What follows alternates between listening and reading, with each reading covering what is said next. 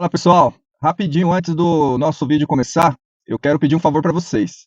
Eu tenho percebido que muita gente não está conseguindo fazer inscrição e nem curtir o vídeo, e eu vou ensinar para vocês como que vai fazer, ó. Porque quando você clica no link, que normalmente vocês recebem lá no Instagram e etc., eles mandam para o YouTube desse jeito aqui, ó, que eu vou mostrar para vocês. É coisa rápida, ó. Vou abrir aqui para vocês verem, ó. Você vai perceber que nesse formato aqui você não consegue curtir e não consegue fazer inscrição, mas consegue assistir o vídeo. Então é só clicar aqui em cima, ó, no abrir app, aqui em cima da minha cabeça, ó, e ele vai abrir o seu aplicativo do YouTube do jeito convencional. Desse jeito você consegue fazer lá a inscrição e curtir o vídeo lá, ó. Tá vendo? Ó? Bingo! Pronto, resolvido. Desse jeito aqui você vai conseguir fazer a inscrição lá, tá bom? Obrigado e vamos para o vídeo. Sejam todos muito bem-vindos ao canal Contaí. Hoje nós vamos trazer uma pessoa muito especial aqui para o canal, né? E de antemão agradecer aí a disponibilidade na nossa agenda. A gente já estava, né, trabalhando para colocar ele na agenda há um tempo, graças ao Cláudio, nosso amigo, né, que fortaleceu o canal, conseguiu conectar a gente aqui. Hoje a gente está com o Cláudio Silva, né? Hoje ele é ouvidor da Polícia de São Paulo, do estado de São Paulo. Mas antes de ser ouvidor, né, o Claudinho, eu gostaria de falar da história do Cláudio. Antes dele chegar a ser, né, essa pessoa com um cargo tão importante na cidade de São Paulo, que às vezes você já deve ter visto ele na TV algumas vezes, né? Que dá algumas entrevistas, etc. Mas antes eu quero saber quem foi o Claudinho desde a infância. Claudinho, seja bem-vindo. Obrigado, cara, por estar aqui com a gente. Conta um pouquinho da sua história, cara, para o canal Conta Aí. Eu acho que uma história é uma história muito, muito próxima da história de todas as pessoas que moram na periferia de cidades como São Paulo, né? Periferia muito grande, né? A maior parte das pessoas morando na periferia, né? Eu sou o quinto de 7 filhos, né? Quando minha mãe estava grávida do sétimo filho, o meu pai abandonou, a minha mãe simplesmente abandonou, foi embora, sumiu. E aí a minha mãe ficou naquele dilema de cuidar de 7 filhos ou de trabalhar. E aí nessa altura, sempre morando em favela, minha mãe é uma mulher negra, semi-analfabeta, a minha mãe pediu ajuda para minha avó, e minha avó morava no Espírito Santo, em Vitória. E aí a minha mãe tomou a dura decisão de mandar os filhos morarem com a minha avó. Eita, todos eles, todos vocês. Todos os filhos. 7 filhos foram morar com a minha avó, para minha mãe poder trabalhar aqui em São Paulo. Desde então minha mãe não teve mais filhos, né? Então ficou só nessa luta de trabalhar. Minha mãe trabalhava em metalúrgica, trabalhava na Vapsa, aqui próximo da João Dias, né? Na Dr. Rubens Gomes Bueno, ali por trás da Igreja Universal, onde é a Igreja Universal hoje, que antigamente era a Grande Giro ali, onde a Igreja Universal era um atacadista, nem existia essa tendência de atacadista como tem hoje, chamado Grande Giro. E ali atrás tinha uma empresa chamada Vapsa, era uma empresa grande, trabalhava com peças automotivas, e era uma empresa grande, tinha mais de 1.000 funcionários. Minha mãe trabalhava ali. E a gente foi todo mundo para o Espírito Santo, para Vitória. Lá em Vitória a gente morava num bairro periférico, chamado Bairro da Penha, e a nossa casa era no morro, a gente morava na penúltima casa do morro. Eram 365 degraus para chegar na nossa casa. Já praticava atividade física só para subir. Então todo dia a gente era 700, 365, 720, 730 degraus todo dia, né? Para descer e para subir para ir para a escola, Sim. No mínimo. Mas tinha dias também que a nossa vida era muito dura, né? A minha avó não tinha energia elétrica em casa, porque a grana não dava para pagar a conta da energia, então era lamparina. A gente cozinhava no fogão a lenha, porque não tinha condição de comprar o gás. E a água também não subia todo dia. Então tinha dia que a gente subia e descia o morro mais de uma vez para buscar lenha. A gente ia nas regiões que tinham obras, lá em Vitória estava em desenvolvimento. Então a gente ia para a região de Camburi, onde tinham obras, aí sobrava madeira, a gente aproveitava para usar como lenha. Seu fechinho de lenha e vinha para casa para poder fazer a comida. E tinha dias também que a gente descia para buscar água, porque a água não subia todo dia no morro. Não tinha tanta força, talvez, ou eles fechavam? Na verdade, a média da água subir o morro era uma vez por semana. Eles não abriam a água ao ponto de chegar no morro lá em cima. Então a gente descia e subia com latas. Às vezes descia mais de uma vez cada um para subir com lata de água para abastecer lá o nosso lugar. Então a vida foi dura, né? Então a nossa vida foi uma vida muito dura. A gente não tinha mistura nem pensar. Café da manhã era fubá suado. Poucas pessoas sabem o que é fubá Como que é suado. o fubá suado? Fubá suado, Para quem não sabe o que é o fubá suado. fubá sempre sobra, né, em casa. Então você jogava o fubá numa panela com um pouquinho de óleo e água e ficava mexendo o fubá na panela no fogo, né? Mexendo, para aquele fubá cozinhar ali, né? E aí ele ficava úmido, né? Ia cozinhando. Então a gente chamava isso de fubá suado. Entendi. E aí virava ali uma refeiçãozinha para o café da manhã, para tomar. E era o que tinha naquele momento, né? Era o que tinha. E muitas vezes a nossa refeição do almoço foi feijão com farinha também, muitas vezes. A dificuldade. Então a vida foi dura, assim, nós passamos fome. A gente ia para feira, por exemplo, pegava as coisas embaixo da banca. Então o cara lá da banca de tomate, ele viu o tomate ali com algum podre, alguma parte que não ia vender, ele jogava para baixo da banca, né? Descartava e você... A gente entrava, pegava, tirava aquela parte podre e reaproveitava o que dava para reaproveitar. Na barraca de peixe, cabeça de peixe que era descartado, a gente pegava todas as cabeças de peixe, levava para casa, né? Carcaça de frango que era aquele resto de osso, né? Que vinha osso com um pouquinho de carne ali, a gente também pegava. Então a gente acabou sobrevivendo dessa forma aí, resistindo. Foi muita luta. A vida em Vitória foi uma vida muito dura.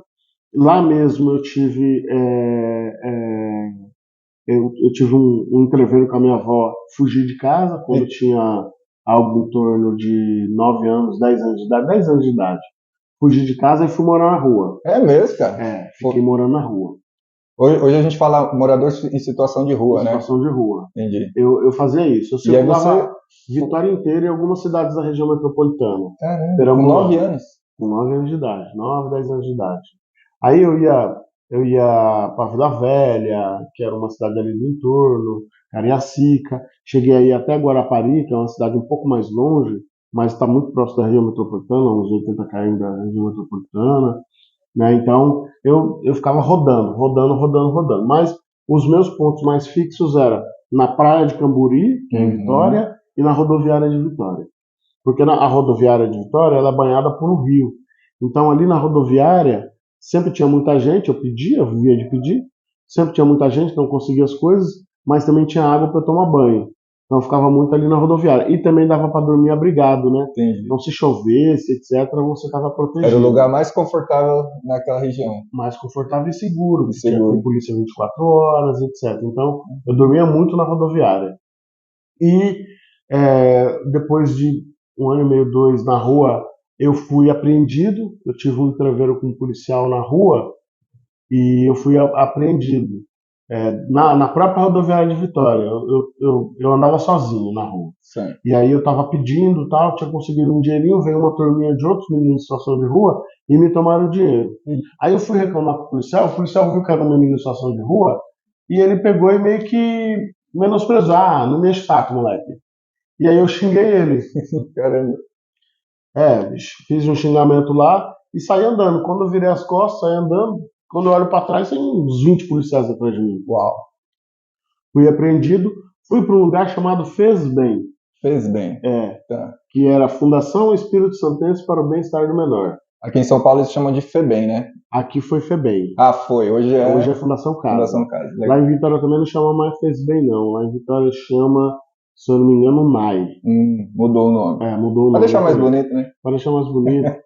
mas eu fiquei internado nesse lugar. E aí teve um momento que eles localizaram minha família, chamou minha família lá e foi feita uma pergunta para mim. O juiz, ele exigiu que a minha mãe me trouxesse para São Paulo, o juiz da vara da infância. Porque a minha avó era idosa, ela já tinha outras crianças que ela cuidava e eu era uma criança problemática, que não queria ficar em casa, que fugia de casa. E aí me deram a opção de eu voltar para minha casa no Morro, até que a minha mãe tomasse as Fosse... providências para eu voltar para São Paulo, ou eu ficasse lá na FESBEM. Eu preferi ficar na FESBEM. Por Sério, que, cara? que eu preferi ficar na FESBEM? Porque eu tinha certeza que se eu voltasse para casa eu ia para rua de novo. Entendi. Então, porque a rua é muito atraente, né? Era muito atraente para mim. Então, eu fiquei na FESBEM, depois meu cunhado foi, um cunhado meu que estava aqui em São Paulo com uma irmã que já tinha casado, e aí me trouxe para São Paulo de volta. Aí aqui em São Paulo eu continuei indo para a rua, mas não dormia na rua. Em São Paulo não dormia na rua, mas eu cuidava de carro em feira, é, carregava sacola em feira também. E até que eu achei um ofício, eu fui engraxar sapato. Entendi. Só um detalhe importante que eu acho que eu não peguei, talvez. Qual que era a quebrada que você morava aqui em São Paulo, quando você veio pra cá? Quando eu vim para cá, a gente morou em vários lugares. Nós moramos na Vila Joaniza, de aluguel, Se eu te falar que eu moro do lado na Vila Missionária, você acredita? eu acredito. A gente morou Na Na Iervan de Irvante. Sagiquian, perto do Clube da Caixa. Sim, conheço Nós bem. moramos ali na Que vai virar um céu Iervante, hoje, eles estão fazendo obra vai ali. virar um céu. Nós moramos ali na Via Iervante, moramos, moramos também em vários pontos do Jardim São Luís, até que a gente foi morar na favela Monte Azul. Ah, entendi. Aí, barraco de madeira, aquelas coisas de sempre, Com a né? mesma dificuldade A sempre. mesma dificuldade. E aí, em São Paulo também a gente tinha dificuldade, não era, a vida não era melhor, né? Só tinha mais perspectivas, Sim. porque é uma cidade maior, com mais oportunidades. E aí eu fui pra rua, fui tomar conta de carro, fui carregar sacola em feira, fazer carreto que a gente amava, e etc. Até que eu é, é, Descobriu um ofício. descobri um ofício através de um amigo, teve uma ideia, um amigo que andava comigo aqui em São Paulo, vamos fazer uma caixa de vamos engraxar sapato. Aí ele fez uma, eu fiz outra. Boa. Aí fomos Isso na raça. na raça, não, Caramba. tinha um senhor lá perto de casa que ele era marceneiro e ele reaproveitava madeira. Boa. E aí nós fomos lá, conseguimos umas tabuinhas com ele, batemos, Caramba. uma madeirinha aqui, outra aqui, ó, aí depois abria, colocava, fechamos as caixas, fizemos certinho. E aí fomos engraxar sapato. Compramos uma graxa marrom, uma preta, E foi pra rua. e duas escovinhas e fomos pra rua trabalhar, com as flanelinhas, tudo bonitinho. E esse meu amigo, ele desistiu da graxa, eu continuei. E aí eu fiz uma clientela na graxa. Olha Com só. o tempo, eu comecei a fazer uma clientela. Aí arrumei um lugar para guardar minha caixa de engraxa sapato, que é ali na rua Doutor Antônio Bento, no Joe Black Power. Eu corto cabelo lá até hoje, há mais de 30 anos. Olha só. Era o lugar onde eu guardava minha caixa de engraxa sapato. E eu trocava. Eu engraxava o sapato dos caras, os caras cortavam meu cabelo. Que legal. Bem legal. E aí eu fiz amizade também no 11DP, na 11ª delegacia aqui em Santa Amaro. Eu engraxava o sapato de muitos policiais lá. E com o tempo eu fui construindo um roteiro que eu tinha uma clientela fixa. Então, segunda, quarta e sexta eu tinha toda a minha clientela certinha. Isso é quase uma agenda ali Era já. uma agenda definida. Que legal. Então eu fazia um roteiro. Eu saía da Antônio Bento, descia para José da Anchieta, entrava na Rua da Hípica, descia até lá embaixo na Vila Cruzeiro, saía por trás do Carrefour ali onde hoje é a Cecília Lautenberg, aquela avenida por trás do Carrefour, ele tinha um Eletropaulo, saía ali por trás e subia Américo Brasiliense. Aí chegava aqui em cima no Borba Gato, na Américo Brasiliense eu ia cruzando, saía aqui no Borba Gato, tinha uma central do Banco Sudamérica, onde é a Unip ali próximo, Sim. tinha um Banco Sudamérica, engraxava no Banco Sudamérica também, ia até a Avenida Morumbi. Aí fazia um trecho da Avenida Morumbi, um trecho da Joaquim Nabuco, voltava, e aí eu voltava para Santo Amaro por cima, agora ia pela Adolfo Pinheiro, Avenida Santo Amaro, porque aí já era a parte da tarde. Então já pegava os botecos com uma certa ocupação e Tinha tal. uma estratégia ali. Tinha uma estratégia. Caramba. Engraxava sapato de todo mundo. Até que em 1994 eu comentei com um dos meus clientes, que era um cliente aqui da Rua Capitão Otávio Machado, que é aqui na Chácara Santo Antônio. Ele falou para mim o seguinte, não, eu falei para ele o seguinte, eu vou fazer 18 anos, eu ia fazer 18 anos naquela época. Eu vou fazer 18 anos, eu estou entrando na fase do exército, naquela época isso pegava muito. Então eu queria arrumar um emprego porque eu não quero servir o exército. Aí esse cara me arrumou um trampo de office boy. Com carteira assinada. Carteira assinada, com todos os direitos. Ganhava menos com carteira assinada do que na graxa. Na graxa eu ganhava 3, 4 salários mínimos por mês. Uau.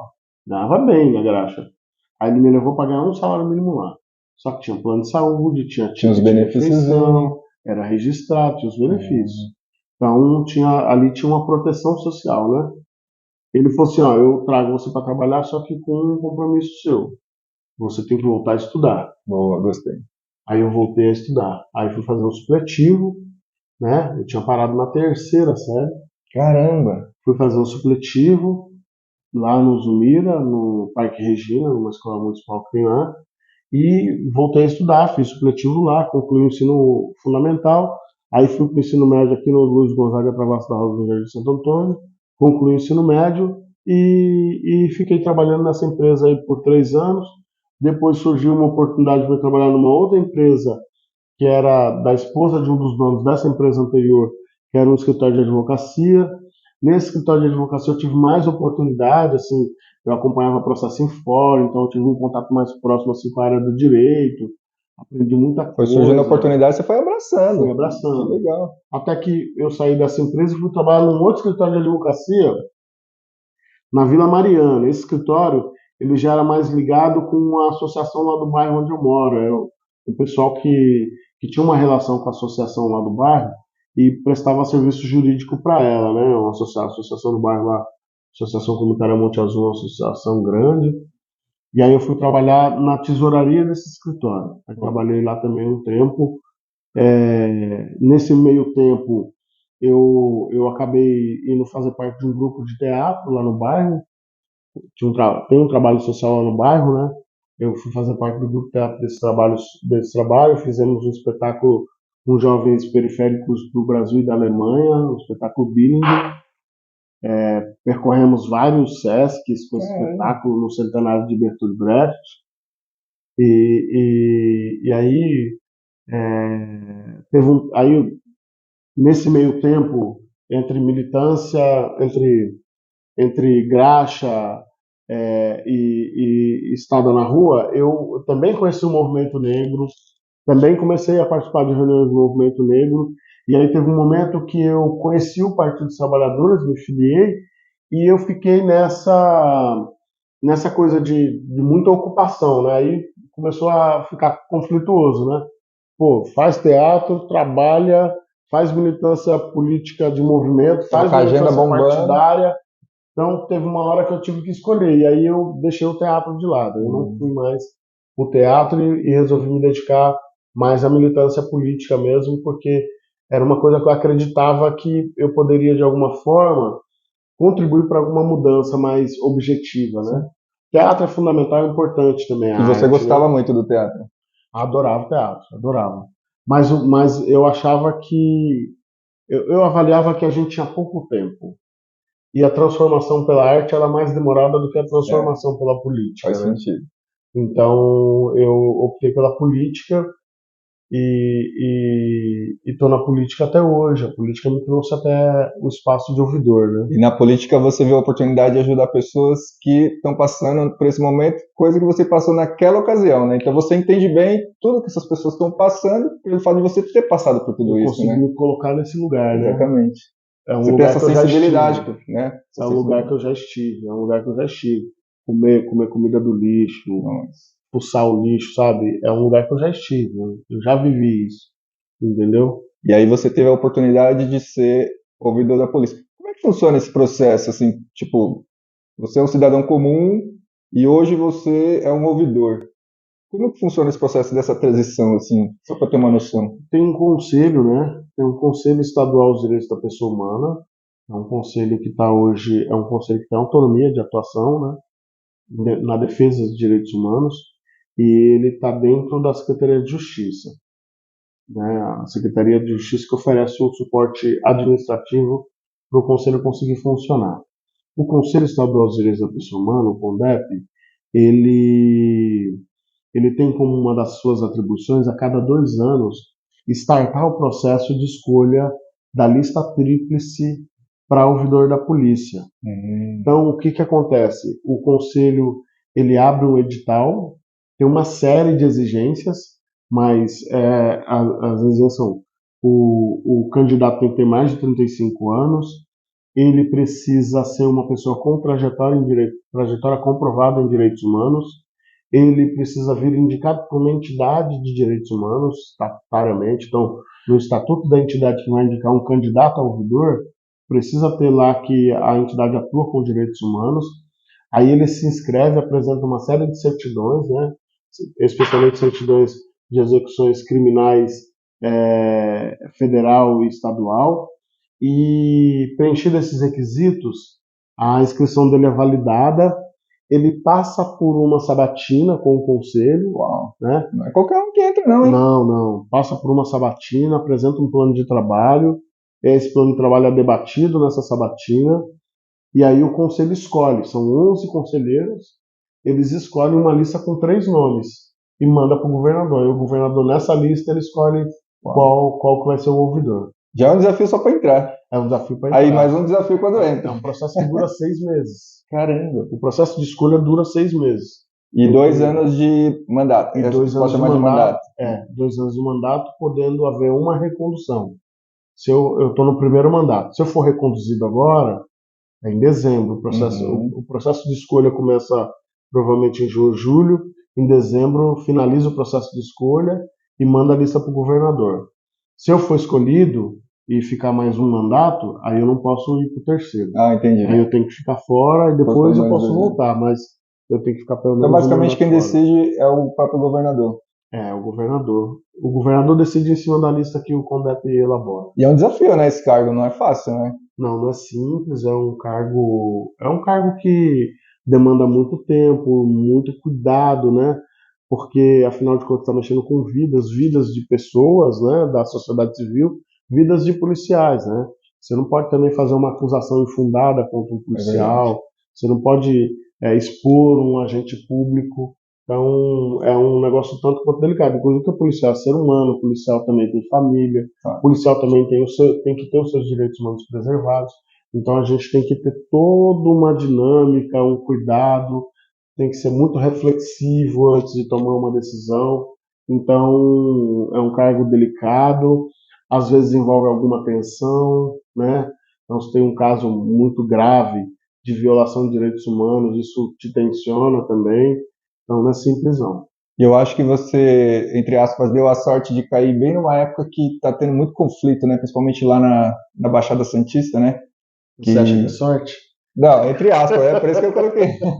Porque se você parar para pensar, vamos imaginar assim, de 2 anos para trás, a gente nunca viu tanto conflito, né? Uhum. E bem no seu mandato, você está encarando esse desafio, né? Que, igual você falou, que tem que respeitar os dois lados, tem que analisar os dois lados para não ter justiça, né? Então é um desafio muito grande, né? Acho que, querendo ou não, não é fácil, mas acredito que fortalece mais ainda a sua pessoa dentro do cargo.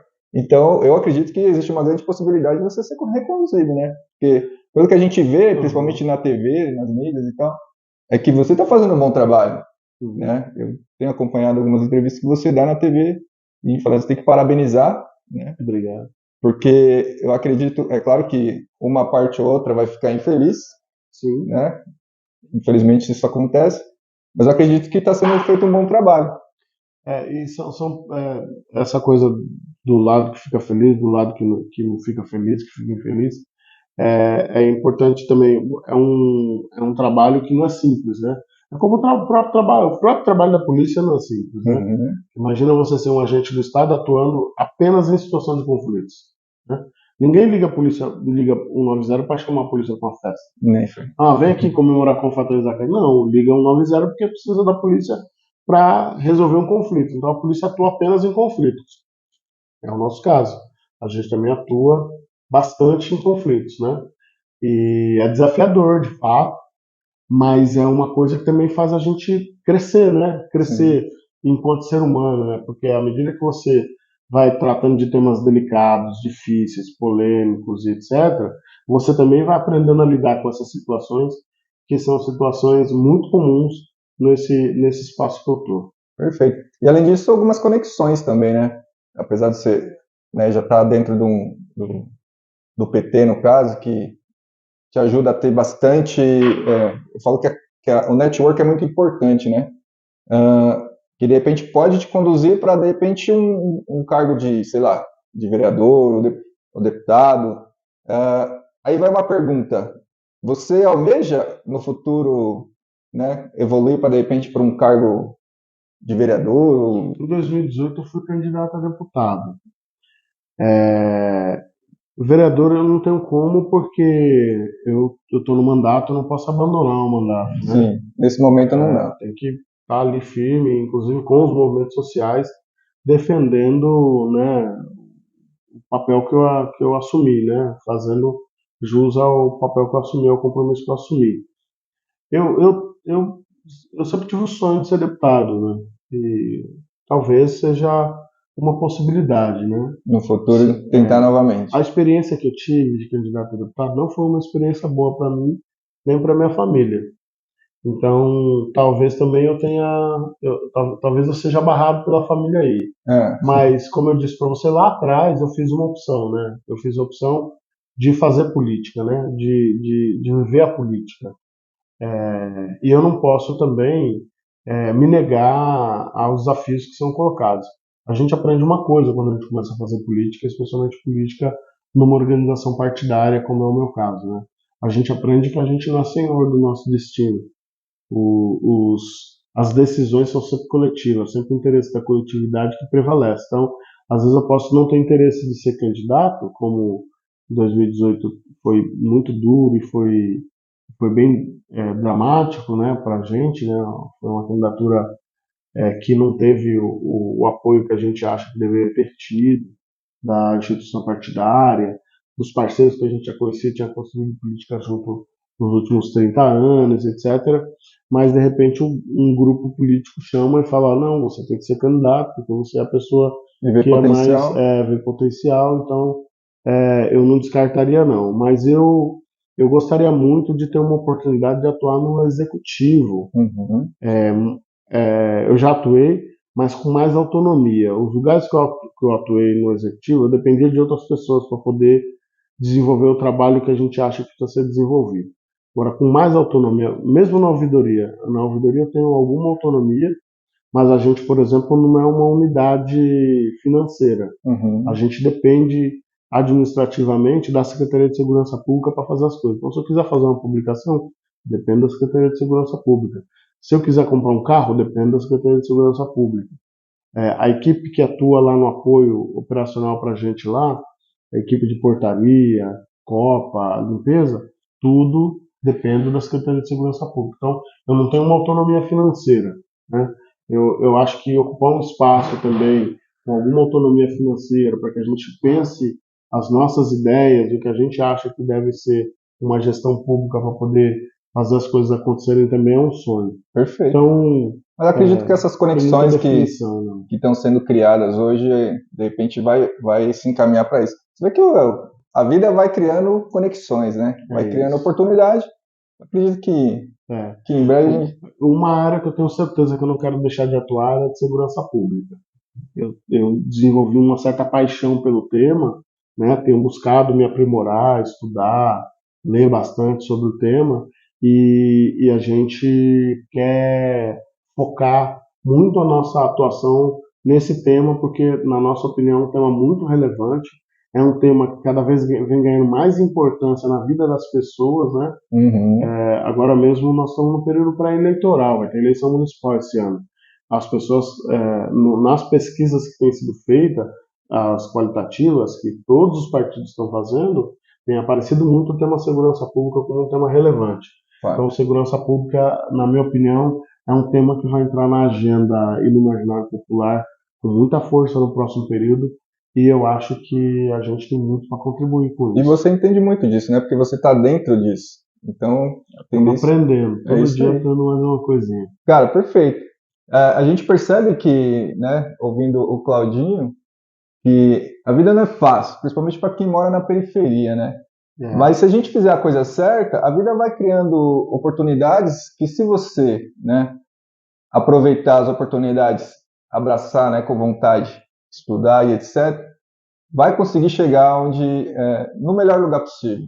Então, Claudinho, quero parabenizar você pela sua trajetória, por onde você chegou. Você teve todas as oportunidades para poder, né, tá indo para um lugar diferente. E hoje você tá um cara que hoje tem gente se espelhando em você, né? Por isso que eu falo, não desista, porque sempre tem alguém se espelhando em você. Então, eu quero deixar mais meus agradecimentos aqui por estar participando do canal e principalmente pela sua história, cara. Então, Obrigado. parabéns, viu? Satisfação, obrigado pela oportunidade. Eu que agradeço. E vamos aí construindo essa sociedade que a gente sonha. Vamos que vamos. Você quer deixar algum recado ou falar das suas redes sociais para esse pessoal que está assistindo o nosso canal?